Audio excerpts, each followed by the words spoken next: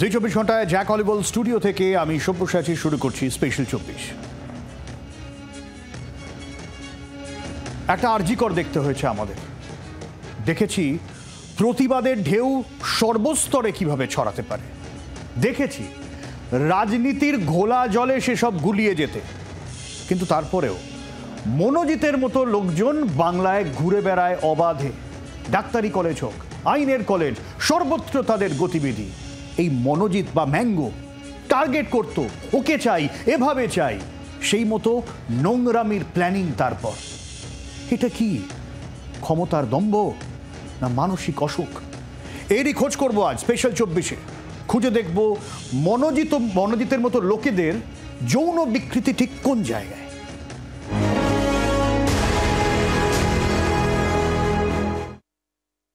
আগে থেকেই ধর্ষণের ছক, প্রেমের প্রস্তাব, পদের প্রলোভন, তরুণীর সঙ্গে শারীরিক সম্পর্ক স্থাপন করতে চেয়েছিল এই মনোজিৎ। রাজি না হওয়ায় কলেজের মধ্যেই ছাত্রীকে ধর্ষণ করে শাসক শিবিরের ছাত্রনেতা এই ম্যাঙ্গো আবার কুকীর্তি করল। এর আগেও অনেক অভিযোগ ছিল তার বিরুদ্ধে। সূত্রের খবর, কসবা কাণ্ডে ধৃত জৈব ও প্রতিমকে জেরা করে এমনই সব হাড়হিম তথ্য পেয়েছেন তদন্তকারীরা। দেখুন, কসবা কাণ্ডে মূল অভিযুক্ত মনোজিৎ মিশ্র ওরফে ম্যাঙ্গোর একাধিক কীর্তি ইতিমধ্যেই সামনে এসেছে। জানা গিয়েছে তার অপরাধের অতীত। এবার শাসক শিবিরের ছাত্রনেতা সম্পর্কে আরও হাড়হিম তথ্য পেলেন তদন্তকারীরা, যা থেকে স্পষ্ট নির্যাতিতাকে ধর্ষণের ছক অনেক আগে থেকেই কষে রেখেছিল মনোজিৎ। গত বুধবার কসবার সাউথ ক্যালকাটা ল কলেজের মধ্যে গণধর্ষণের শিকার হন এক আইনের ছাত্রী। তদন্তে নেমে কলেজের প্রাক্তনী ও বর্তমান শিক্ষাকর্মী মনোজিৎকে গ্রেফতার করে পুলিশ। গ্রেফতার করা হয় মনোজিৎ ঘনিষ্ঠ বাকি দুই অভিযুক্ত জৈব আহমেদ এবং প্রতিম মুখোপাধ্যায়কেও। সূত্রের খবর, মনোজিতের দুই শাগরেদকে জেরা করেই চাঞ্চল্যকর তথ্য পেয়েছে কলকাতা পুলিশের স্পেশাল ইনভেস্টিগেশন টিম। জানা গিয়েছে পরিকল্পনা করেই ছাত্রীর ওপর যৌন নির্যাতন করে মনোজিৎ। ঘটনার দিন দুয়েক আগেই তরুণীর সঙ্গে শারীরিক সম্পর্ক স্থাপনের ছক কষে শাসক শিবিরের এই ছাত্রনেতা। এই ইচ্ছের কথা নিজের দুই শাগরেদকেও জানায় মনোজিৎ। সেই মতো ফর্ম ফিল আপের পরে নানান কাজের অজুহাতে ছাত্রীকে কলেজেই বসিয়ে রাখে জৈব প্রতিম। পুলিশ সূত্রে খবর, জেরায় প্রতিম জানিয়েছে ঘটনার দিন মনোজিতের কথা মতো তরুণীকে ইউনিয়ন রুমের বাইরে নিয়ে যায় সে। দাদার কথা শুনে চললে রাজনৈতিক পদ পাওয়া যাবে বলে তরুণীকে প্রস্তাব দেয় প্রতিম। কিছুক্ষণ কথাবার্তার পর ইউনিয়ন রুমে ফিরে আসে দুজন। এরপর মনোজিতের নির্দেশে ইউনিয়ন রুমের বাইরে গিয়ে দরজা বন্ধ করে দেয় জৈব ও প্রতিম। পরে ইউনিয়ন রুম থেকে তরুণীকে গার্ড রুমে নিয়ে যাওয়া হয়। সেখানেই আইনি ছাত্রীর ওপর চলে অকথ্য অত্যাচার। রাজনৈতিক পদ পাইয়ে দেওয়া থেকে প্রেমের প্রস্তাব, এরকম সব রকমের টোপ দিয়ে একেবারে ওই ছাত্রীর সঙ্গে শারীরিক সম্পর্ক স্থাপনের পরিকল্পনা করে রেখেছিল এই মনোজিৎ। কিন্তু ওই ছাত্রী তা খারিজ করে দিলে তার সঙ্গে যে জোর করে নির্যাতন চালানো হবে সে বিষয়েও কিন্তু মনোজিৎ যে আগে থেকেই স্থির করে রেখেছিল মনে করছেন তদন্তকারী অফিসাররা। মনোজিতের সর্বোচ্চ শাস্তি চেয়ে সরব শাসক বিরোধী সব পক্ষ। পরিকল্পনা করে কোন শুনেছে? পরিকল্পনা করে ধর্ষণ কোন জায়গায় পৌঁছেছে? বলে না যে খুন করলে রাগ যায় না, এরা হচ্ছে সেই প্রজাতির এলিমেন্ট। নেহাত আমরা একটা আইনের শাসনের মধ্যে বাস করি, সেই কারণে আমরা সংবিধান যারা নিজেরা প্রত্যেকে সংবিধানকে শ্রদ্ধা করি, সেই কারণে। না হলে ব্যক্তিগতভাবে আমার হাতে যদি ক্ষমতা থাকতো এই সমস্ত ছেলেগুলোকে আগে পেটানো দরকার, তারপর পুলিশের হাতে তোলা দরকার। কার ছত্রছায়া থেকে এত বেপরোয়া হয়ে উঠেছিল মনোজিৎ? কিভাবে বারবার অপরাধ করেও পার পেয়ে যাচ্ছিল? কসবা কাণ্ডে শুধু এক ছাত্রনেতা নয়, প্রশ্নের মুখে তার মাথায় হাত রাখা রাঘব বোয়ালরাও। ক্যামেরায় দেবাশিসের সঙ্গে পিয়ারের রিপোর্ট, জি 24 ঘন্টা। মনোজিতের মতো মানুষের বড় হওয়ার সাথে সাথে একটা সমস্যা তৈরি হতে থাকে। তৈরি হয় সেক্সুয়াল স্যাডিজম। বুঝিয়ে দিচ্ছেন মনোরোগ বিশেষজ্ঞ রঞ্জন ভট্টাচার্য।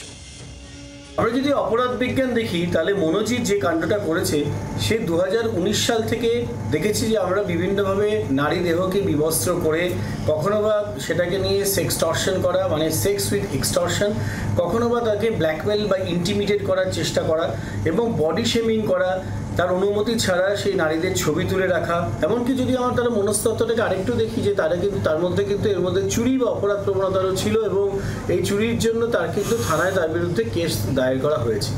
তাই কসবা কাণ্ডের আঙ্গিকে আমরা আরও যে সমস্যাগুলোর মধ্য থেকে অন্তর্তদন্ত করে দেখতে পাই যে আপব্রিঙ্গিং যদি ঠিক না থাকে, এবং সেক্ষেত্রে প্রথম থেকে যদি আমরা দেখি যে এই স্যাডিজম বা স্যাডিস্টিক পার্সোনালিটি ডিসঅর্ডার, যেটা আমেরিকান সাইকিয়াট্রিক অ্যাসোসিয়েশন DSM-3 এর পরে অবলুপ্ত করেছেন, এই স্যাডিজমে দেখা যায় যে কিভাবে অন্যকে শারীরিক বা মানসিকভাবে নিগ্রহ করে, এই মানসিক নিগ্রহটা ছাড়াও যদি শারীরিকভাবে নিগ্রহ বা যৌন নিগ্রহ করা হয় সেটাকে বলে সেক্সুয়াল স্যাডিজম। সাধারণত 4 রকম সেক্সুয়াল স্যাডিজম হয়। একটাকে বলে স্পাইনলেস স্যাডিজম, দ্বিতীয়টিকে বলে এনফোর্সিং স্যাডিজম, 3 নম্বরটিকে বলে এক্সপ্লোজিং স্যাডিজম এবং চতুর্থটিকে বলে টাইরানিক্যাল স্যাডিজম। এই প্রত্যেকটা ক্ষেত্রেই দেখা যায় যে পুরুষটি তার নারীকে ভোগ করবার জন্য তাকে বিভিন্নভাবে কষ্ট দিয়ে তার যৌন তাড়নাটাকে বৃদ্ধি করে, এবং তার মধ্যে অবশ্যই দেখা যায় যে তার বাবা মায়ের মধ্যে যদি সমস্যা, বিশেষত যে অ্যালকোহলিক অ্যাবিউজিভ ফাদার, এবং তার সাথে তার মধ্যে কোনো সাইকোপ্যাথ বা ক্রিমিনাল মেন্টালিটি থাকলে এই রকম সমস্যা, খুন, ধর্ষণ, অপরাধ, রাহাজানি, এক্সটর্শন উপর্যুপরি বৃদ্ধি পায়, এবং তার থেকে এই অপরাধ মনস্কতা জন্ম নেয়।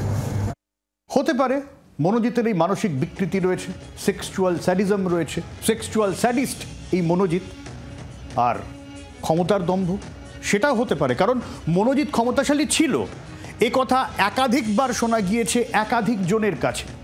মনোজিৎ এতটাই ক্ষমতাশালী যে সে গ্রেফতার হওয়ার পরেও তার নামে কিছু বলতে ভয় কাঁপে কসবা ল কলেজের পড়ুয়ারা। প্রশ্ন ওঠে, আমার সেফটির দায়িত্ব কার? পুলিশ পিটিয়েও একদিনে জামিন পায় মনোজিৎ। কলেজ বারবার তাড়ায়, সে বারবার ফিরে আসে। মনোজিৎ ক্ষমতাশালী ছিল।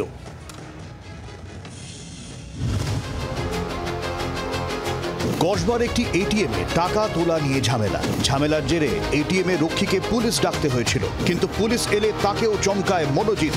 এসআইকে মারধর, পুলিশের গাড়ি ভাঙচুর। এটিএমের গোলমালের খবর পেয়ে পুলিশ পৌঁছালে কসবা এলাকায় মাস দুয়েক আগেই এই মনোজিৎ মিশ্র পুলিশকে মারধর করে, পুলিশের গাড়িতে ভাঙচুর চালায়, এমনকি তাকে থানায় নিয়ে আসা হলে থানার মধ্যে দাঁড়িয়ে পুলিশকে গালিগালাজ পর্যন্ত করে, এবং যার জেরেই পুলিশের হাতে জামিন অযোগ্য ধারাতে গ্রেপ্তার হয় এই মনোজিৎ মিশ্র। পুলিশ মনোজিৎকে গ্রেফতার করে আদালতেও পেশ করে, কিন্তু জামিন অযোগ্য ধারাতেও মেলে জামিন একদিনে। 2012 সালে কলেজে ভর্তি হয়েছিল মনোজিৎ। তারপর থেকেই দাপট বাড়তে থাকে মনোজিৎ ওরফে ম্যাঙ্গোর। ছাত্রীদের যৌন হেনস্থা, সহপাঠীদের মারধর, কলেজ চত্বরে লাগাতার দাপট দেখানো, বহু অভিযোগ রয়েছে মনোজিতের বিরুদ্ধে। 1 বছরের মধ্যেই কলেজ থেকে তাড়ানো হয়। এক ক্যাটারিং কর্মীকে মারধরের অভিযোগ ছিল। 2017 সালে ফের কলেজে ফিরে আসে ম্যাঙ্গো, ফের গোলমাল। মনোজিতের বিরুদ্ধে অভিযোগ জানান প্রিন্সিপাল। গড়িয়াহাট থানা মনোজিৎকে গ্রেফতার করে, কিন্তু ছাড়াও পায় সে। পরের বছর আবার যৌন হেনস্থার অভিযোগ, বহিষ্কার। আবার 2022 সালে কলেজে। প্রত্যেকবার মনোজিৎ ক্ষমতা বাড়িয়ে কলেজে ঢুকেছিল বলে ফিসফাস কলেজের অন্দরে। গত বছরেও টালিগঞ্জ ও কসবা থানায় একাধিক অভিযোগ ম্যাঙ্গোর বিরুদ্ধে দায়ের হয়েছিল।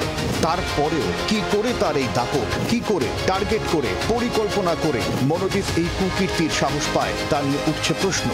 দেবাশিস যখন প্রিন্সিপাল ছিল, গোলমাল, ভাঙচুর, গভর্নিং বডি মিটিংয়েও গোলমাল করা, এই সমস্ত হয়েছিল।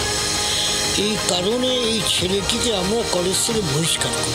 সম্ভবত 3 বছর পরে সে আবার নতুনভাবে কলেজে ভর্তি হয়।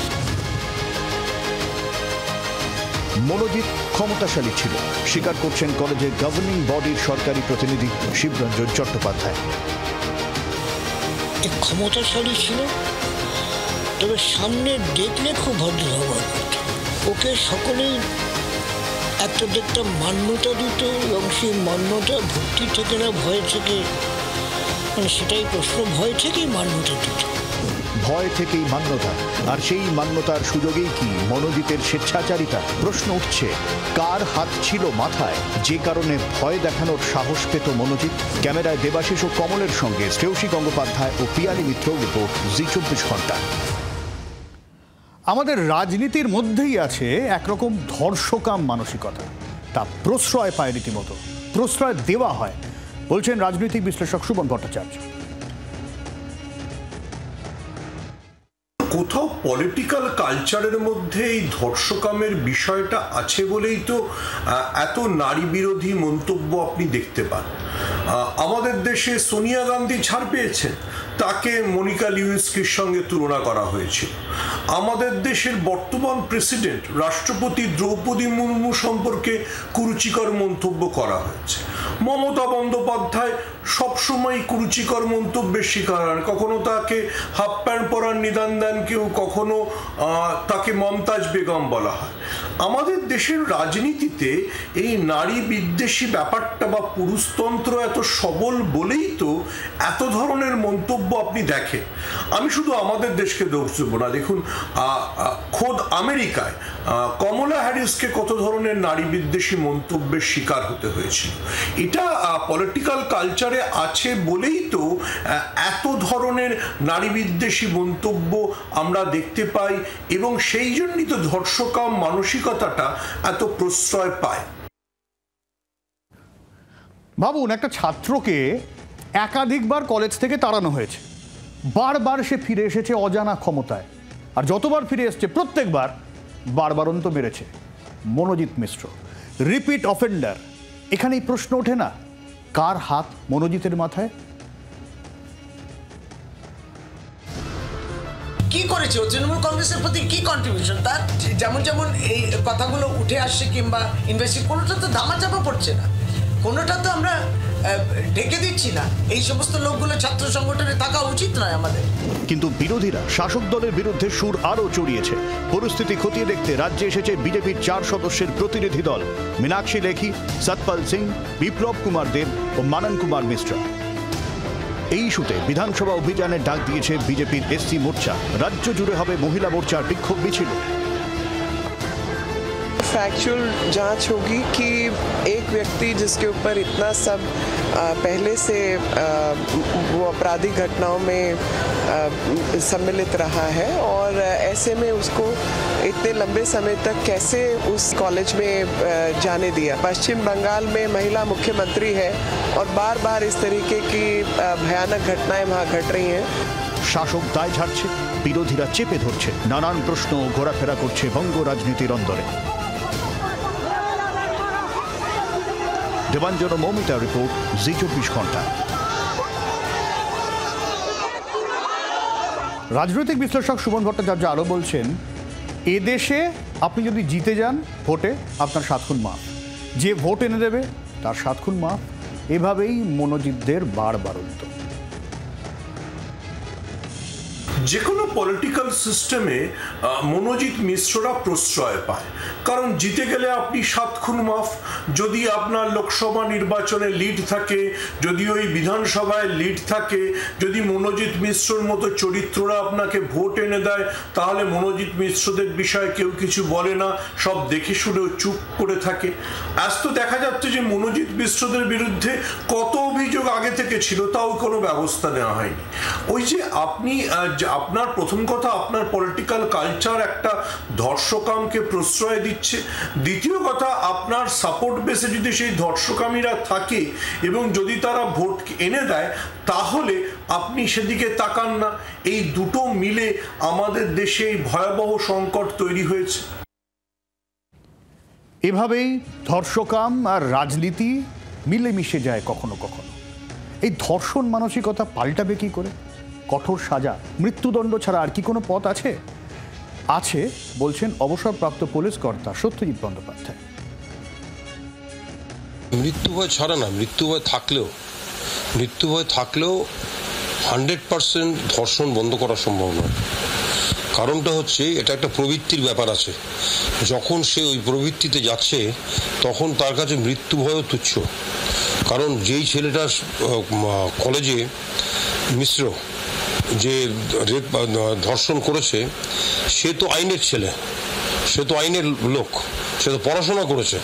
সে রাজ্যপালের কাছে চিঠিও পাঠিয়েছে, সইও করেছে যে ধর্ষণের শাস্তি, তার জন্য ফাঁসি দরকার। নিজে সইও করেছে, ধর্ষণের শাস্তি আমি ফাঁসি চাই, কিন্তু নিজে ধর্ষণ করছে। অর্থাৎ এটা দিয়ে এটাই প্রমাণিত হয় যে ডাইরেক্টলি এটা বন্ধ করা সম্ভব নয়। ছোটবেলা থেকে যদি সেক্স এডুকেশন দেওয়া হয় ছেলেদেরকে এবং মেয়েদেরকে, এবং এটা কম্পালসারি সাবজেক্টের মধ্যে আনা হয়, তাহলে অনেকাংশে বন্ধ করা যাবে। রেজিস্ট্যান্স হলে সার্বিকভাবে তখন ধর্ষণটা আটকে যাবে। ধরুন একজন ধর্ষণ করতে আসলো একটা মেয়েকে, মেয়েটার সাথে সাথে ফ্রন্ট কিক দিল, কিংবা একটা সাইড কিক দিল, কিংবা একটা সাংঘাতিক পরিমাণে ব্লো মারলো, কিংবা একটা স্প্রে ছিটিয়ে দিল মুখের মধ্যে স্প্রে ছিটিয়ে দিল, সে কিন্তু ইনস্ট্যান্ট রেপ করতে আর পারবে না। তবে হইচই হওয়ার পর এখন সরকার একটু কড়া পদক্ষেপ নিচ্ছে। এই কসবা কাণ্ডে মনোজিৎ মিশ্রকে বরখাস্তের নির্দেশ দেওয়া হয়েছে, চাকরি থেকেই তাকে সরিয়ে দেওয়ার নির্দেশ দেওয়া হয়েছে এবং কলেজ পরিচালন সমিতির কাছে এই সুপারিশ গিয়েছে। শ্রেয়সী রয়েছেন আমাদের সঙ্গে, শ্রেয়সীর কাছ থেকে একটু আপডেট নিয়ে নিন। একেবারে দেখো, সরকারের পক্ষ থেকে যেটা জানা যাচ্ছে যে কলেজ সূত্র মারফত আমরা যেটা জানতে পারছি যে এক্ষেত্রে সরকারের পক্ষ থেকে তাদের কাছে একটা চিঠি এসেছে এবং সেই চিঠিতে কার্যত বেশ কিছু সুপারিশ করা হয়েছে, যার মধ্যে অন্যতম প্রধান বিষয় হচ্ছে যে এক্ষেত্রে মনোজিৎ মিশ্রকে অবিলম্বে চাকরি থেকে সরাতে হবে, অপর দুই অভিযুক্ত ছাত্রকেও তাদেরকে কলেজ থেকে বের করে দিতে হবে এবং সেক্ষেত্রে সিকিউরিটি এজেন্সিকে শোকজ করতে হবে, আইসিসির মিটিং ডাকতে হবে, বহিরাগতদের প্রবেশ আটকাতে হবে, অফিসের সময় অর্থাৎ কলেজ যে আওয়ার সে কলেজ আওয়ারের পরে কলেজে ঢোকা বন্ধ করতে হবে এবং খুঁটিয়ে দেখতে হবে যে কলেজে আর কোথাও সিসিটিভি ক্যামেরা লাগানোর কোনো প্রয়োজন আছে কিনা সেই বিষয়টা দেখতে হবে এবং এই সমস্ত কিছু সিদ্ধান্ত নেওয়ার জন্য অবিলম্বে যেন বিজিবির মিটিং ডাকা হয়, এমনটাই কিন্তু সেক্ষেত্রে শিক্ষা দপ্তরের কাছে কলেজের শিক্ষা দপ্তরের পক্ষ থেকে কলেজের কাছে সুপারিশ এসেছে, এমনটাই আমরা কলেজ সূত্র থেকে জানতে পারছি। অনেক ধন্যবাদ শ্রেয়সী।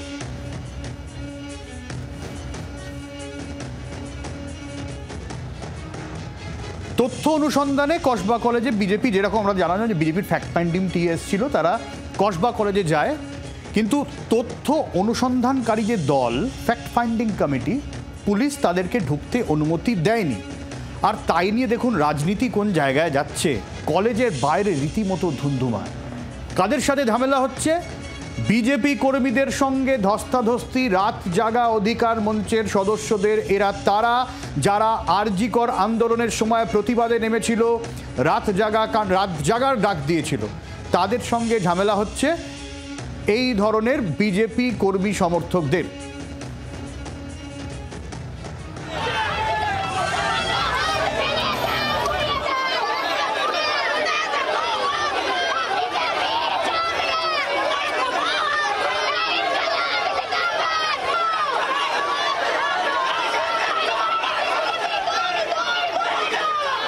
বিষয়টা বোঝার চেষ্টা করুন।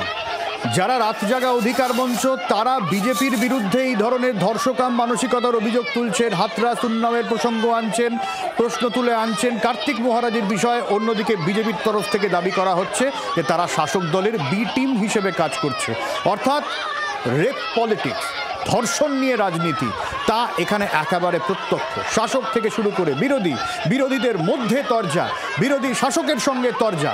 আসল বিষয়ে গুলিয়ে যায় না এতে।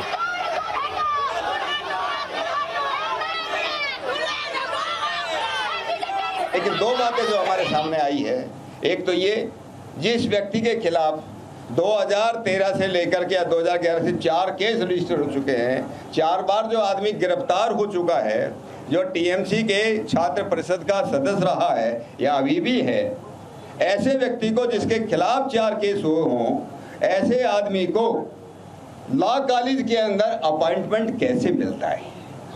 किसने अपॉइंटमेंट दिया है? ये कौन गवर्निंग बॉडी का प्रेसिडेंट कौन है? आप लोगों को मालूम होगा। कौन लोकल एमएलए है, कौन वहां का गवर्निंग बॉडी का है और किस प्रकार?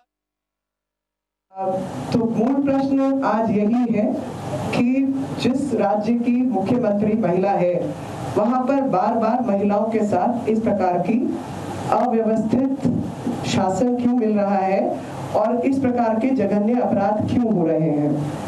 के कॉलेज के अंदर एक महिला डॉक्टर के साथ जघन्य अपराध होता है, दूसरी तरफ वकालत पढ़ती हुई छात्र के साथ अपराध होता है। আজকে কলকাতার বুকে কসবা কাণ্ডের প্রেক্ষিতে বিজেপি তার ফ্যাক্ট ফাইন্ডিং টিম পাঠাচ্ছে। তো ভালো, এরকম টিম আসে, ওয়েস্ট উইনের মতো 5 তারা রাজসিক হোটেলে তারা রাজসিক এলাহি খানাপিনা করবেন এবং তারপর ফ্যাক্ট ফাইন্ডিং করতে বেরোবেন।